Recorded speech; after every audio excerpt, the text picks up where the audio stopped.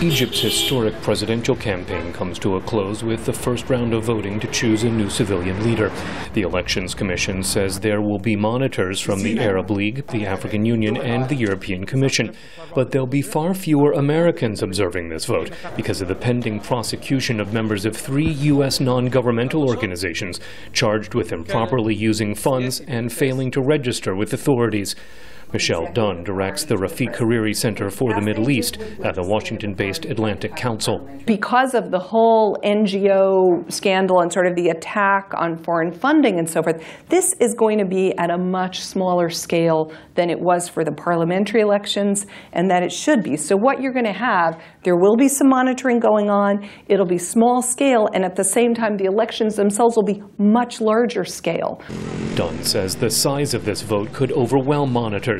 The presidential election is sort of even clearer and more exciting than the parliamentary elections were. So potentially, I mean, there's 52 million eligible voters. We could see 30 million or something like that turning out. Dunn says she's also concerned about potential challenges to the outcome, as there's no clear procedure for appealing Elections Commission rulings. Elections Commission Secretary General Hatem Bagato says the integrity of the process is beyond question.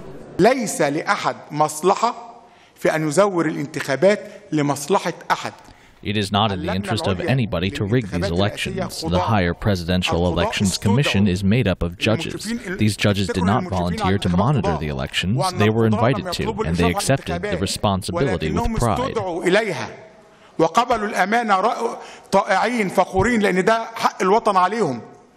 State Department spokesperson Victoria Nuland says the Obama administration remains hopeful that this vote will be a good one.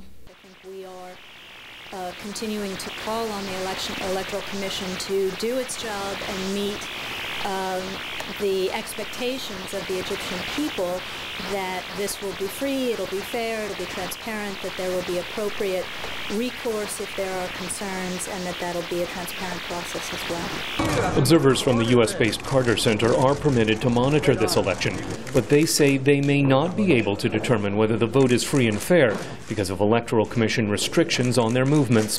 Scott Stearns, VOA News, the State Department.